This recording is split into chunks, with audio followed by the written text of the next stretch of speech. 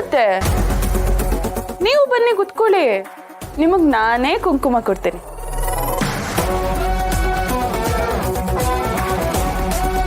ನಿಜ ಶ್ರಾವಣಿ, ಅವ್ರಿಗೆ ಏನ್ ಕೊಡ್ಬೇಕಿದ್ರು ನೀನೇ ಕೊಡ್ಬೇಕು.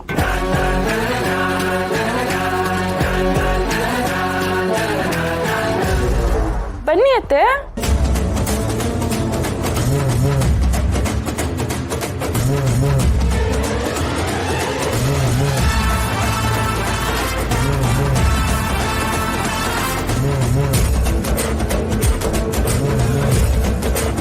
ಅಯ್ಯೋ, ಹಣ್ಣು ಹೂ ಎಲೆ ಎಲ್ಲ ಖಾಲಿನೇ ಆಗೋಗ್ಬಿಟ್ಟಿದೆ. ಒಂದ್ ನಿಮಿಷ ತಗೊಂಬರ್ತೇನೆ.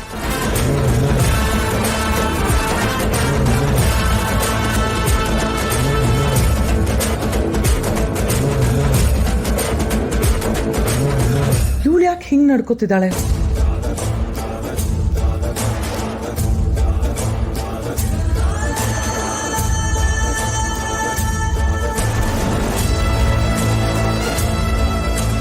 ದೀಪಾವಳಿಲಿ ಮನೇಲಿ ದೀಪ ಬೆಳಗ್ಬೇಕೆ ಹೊರತು ಮನೆನೇ ಹತ್ಕೊಂಡು ಉರಿಬಾರ್ದು.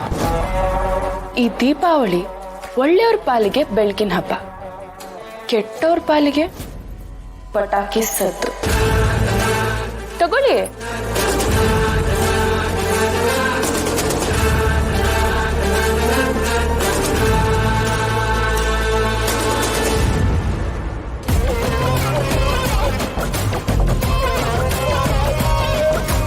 ನಾವಿನ್ ಬರ್ತೀವಿ.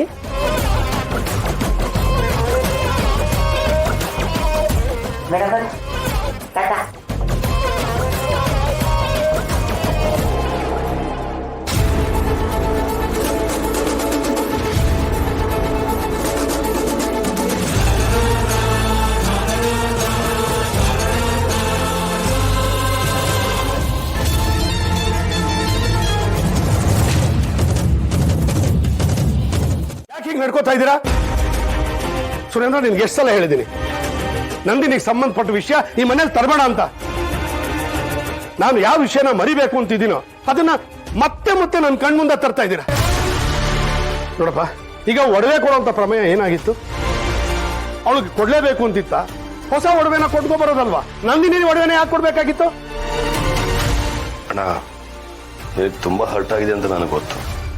ಅದಕ್ಕೆ ಕ್ಷಮೆ ಕೇಳ್ತೀನಿ.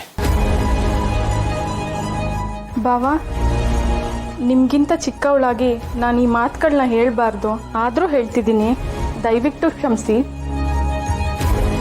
ನೀವು ನಿಮ್ಮ ದೃಷ್ಟಿಲಿ ಅಷ್ಟೇ ಯೋಚನೆ ಮಾಡ್ತಾ ಇದ್ದೀರಾ. ಆ ಬಳೆಗಳನ್ನ ನೋಡಿ ನಿಮಗೆ ಕೋಪ ಬಂತು, ಮನ್ಸಿಗೆ ಬೇಜಾರಾಯಿತು. ನಿಜ, ನಿಮ್ಮ ಕೋಪ ಬೇಜಾರು ಒಂದೆರಡು ದಿನಗಳಲ್ಲಿ ಮರ್ತೋಗ್ಬಿಡ್ಬೋದು. ಆದರೆ ಒಂದೇ ಒಂದ್ಸತಿ ಶ್ರಾವಣಿ ದೃಷ್ಟಿಲಿ ಯೋಚನೆ ಮಾಡಿ. ಹಬ್ಬದ ದಿನ ತಾಯಿ ಒಡವೆಗಳನ್ನ ನೋಡಿ ಆ ಮಗುಗೆ ಎಷ್ಟು ಖುಷಿಯಾಗಿರ್ಬೇಕು.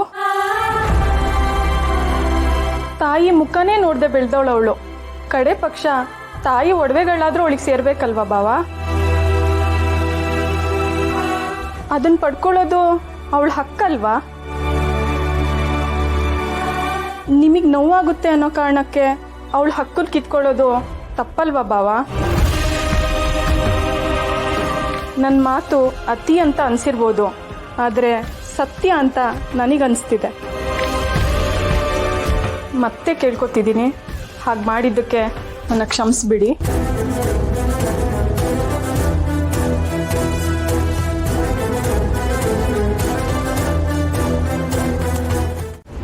ಏನ್ ಹೇಳ್ತಿದ್ಯಾ ಸಾವಿತ್ರಿ ನೀನು? ಹೌದು ಶ್ರಾವಣಿ, ಆ MP ಮನೆಯವರು ಇವತ್ತೇ ಮನೆಗೆ ಬರ್ತವ್ರೆ, ಮತ್ತೆ ನಿಶ್ಚಿತಾರ್ಥನೂ ಇವತ್ತೇ ಇಟ್ಕೊಂಡವ್ರೆ. ನನಗೆ ಏನ್ ಮಾಡ್ಬೇಕು ಅಂತಾನೆ ಗೊತ್ತಾಯ್ತಾ ಇಲ್ಲ. ಅದಕ್ಕೆ ತಕ್ಷಣ ನಿಂಗೆ ಫೋನ್ ಮಾಡಿದೆ. ಸಾವಿತ್ರಿ, ನೀನ್ ಏನು ಯೋಚನೆ ಮಾಡ್ಬೇಡ. ಈ ನಿಶ್ಚಿತಾರ್ಥ ನಡೆಯಲ್ಲ. ಅದನ್ನ ನಿಲ್ಸೋದಕ್ಕೆ ನಮ್ಮ ಹತ್ರ ಒಂದು ದೊಡ್ಡ ಅಸ್ತ್ರನೇ ಇದೆ. ಅದೊಂದೇ ಸಾಕು. ಗಿಡುಗಾನೇ ಆದ್ರೂ ಮುಂದೆ ಗುಬ್ಬಚ್ಚಿ ಹಾಗೆ ಬಚ್ಚಿಟ್ಕೊಂಡು ಕೂತ್ಕೋಬೇಕು. ನಿನಗೆ ಅನ್ಯಾಯ ಆಗಲ್ಲ, ಧೈರ್ಯವಾಗಿರು. ಮಗನವರು ನನಗೆ ಎದುರಿಸ್ದಾಗಿಂದ ಕೈ ಕಾಲೆಲ್ಲ ನಡಕ್ತಾ ಇದೆ. ಸಾವಿತ್ರಿ, ಧೈರ್ಯ ತಗೋ. ನೀನು ಒಂದು ಕೆಲಸ ಮಾಡು, ಈಗಿಂದೀಗ್ಲೇ ಮನೆಯಿಂದ ಹೊರಗಡೆ ಬಾ. ಮನೆಯಿಂದ ಆಚೆಗ? ಯಾಕೆ? ಹೌದು ಸಾವಿತ್ರಿ, ಈ ವಿಜಯಾಂಬಿಕಾ ಮದನ್ ಇಬ್ರು ವಿಷ ಜಂತುಗಳು. ನಿನ್ನಿಂದ ಈ ನಿಶ್ಚಿತಾರ್ಥ ನಿಲ್ಬೋದು ಅಂತ ಅವ್ರಿಗೆ ಟೆನ್ಷನ್ ಇರುತ್ತೆ. ಆ ಟೆನ್ಷನಲ್ಲಿ ತಲೆ ಕೆಟ್ಟು ನಿನ್ನ ಪ್ರಾಣಕ್ಕೆ ಬೇಕಾದರೂ ಅಪಾಯ ಮಾಡ್ಬೋದು. ಅದಕ್ಕೆ ನಿನ್ನಲ್ಲಿರೋದು ಬೇಡ. ಯಾರಿಗೂ ಗೊತ್ತಿಲ್ಲದೆ ಇರೋ ಹಾಗೆ ಮನೆಯಿಂದ ಹೊರಟ್ಬಾ. ಹೆಣ್ಣು ಅಂದರೆ ಶಕ್ತಿ, ಆದಿಶಕ್ತಿ. ಹೆಣ್ಣಿಗೆ ಹೆಣ್ಣೆ ಶತ್ರು ಆಗಿರಬಹುದು, ಆದರೆ ಜೀವನದಲ್ಲಿ ಗೆಲ್ಬೇಕಂದ್ರೆ ದುಷ್ಟ ಶಕ್ತಿನ ಮಟ್ಟ ಹಾಕಬೇಕು. ಆ ಧೈರ್ಯ ಮನಸ್ಸಲ್ಲಿರೋ ಪ್ರತಿ ಹೆಣ್ಣು ಕೂಡ ಕಾಳಿ ಆಗ್ತಾಳೆ, ಭದ್ರಕಾಳಿ ಆಗ್ತಾಳೆ. ಯಾರಿಗೂ ಭಯ ಪಡಬೇಡ. ತಪ್ಪು ಮಾಡಿದವ್ರಷ್ಟೇ ಭಯ ಪಡಬೇಕು. ತಪ್ಪನ್ನ ಎದುರಿಸ್ಬೇಕಾಗಿರೋರು ಭಯನೇ ಬೆಚ್ಚಿ ಬೀಳೋ ಹಾಗೆ ನಡ್ಕೋಬೇಕು. ಅರ್ಥ ಆಯ್ತಾ? ಆಯ್ತು, ನೀನು ಹೇಳ್ದಂಗೆ ಮಾಡ್ತೀನಿ. ನಾನು ಈಗಲೇ ಓಡ್ತೀನಿ. ಸರಿ.